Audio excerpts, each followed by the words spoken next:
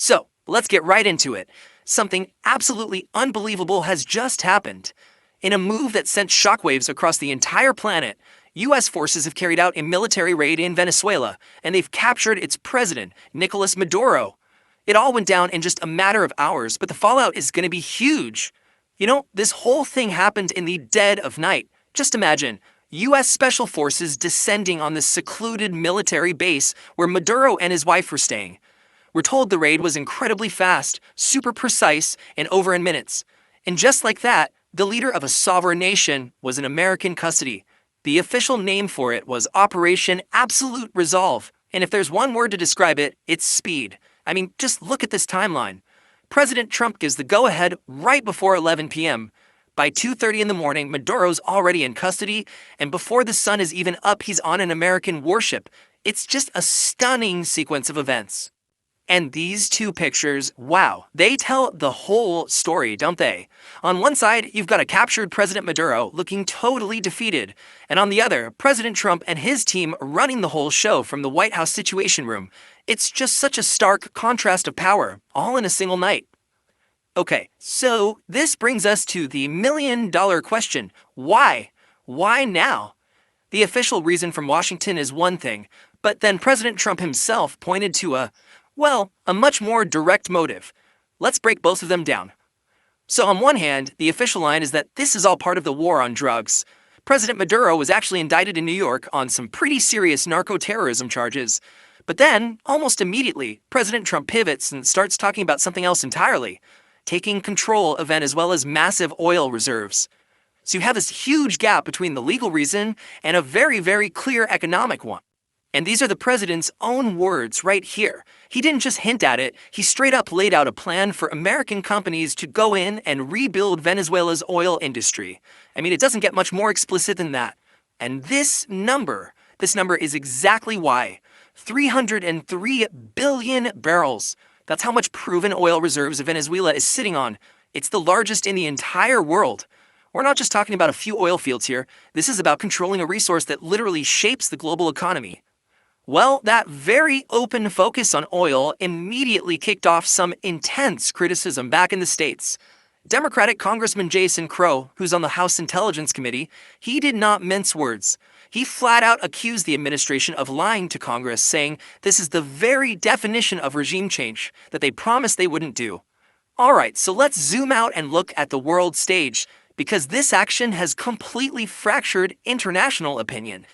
The reactions came in fast, they were strong, and they were all over the place. The global reaction, it split almost perfectly along ideological lines.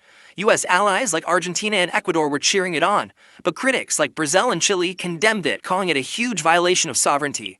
And then at the same time, you have Venezuelan exile communities all over the world celebrating in the streets, ecstatic that the man they see as a dictator is finally gone. Maybe one of the most interesting reactions came from Russia.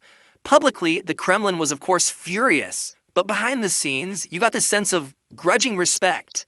This pro-Kremlin channel basically admitted that the raid was exactly how they wished their own special military operation Ukraine had gone. Fast, dramatic, and decisive. And that cynicism went all the way to the top. The former Russian president, Dmitry Medvedev, he just came out and said it. This had nothing to do with justice and everything to do with oil. He framed it as the start of a new era, where the law of the strongest is all that really matters. So, with Maduro gone, Venezuela is now facing a massive power vacuum. The immediate aftermath is just this swirl of uncertainty, political gamesmanship, and a ton of really critical questions about who's going to lead the country now. And that really is the most pressing question on everyone's mind. The head of state has been forcibly removed, so who is actually running the country day to day?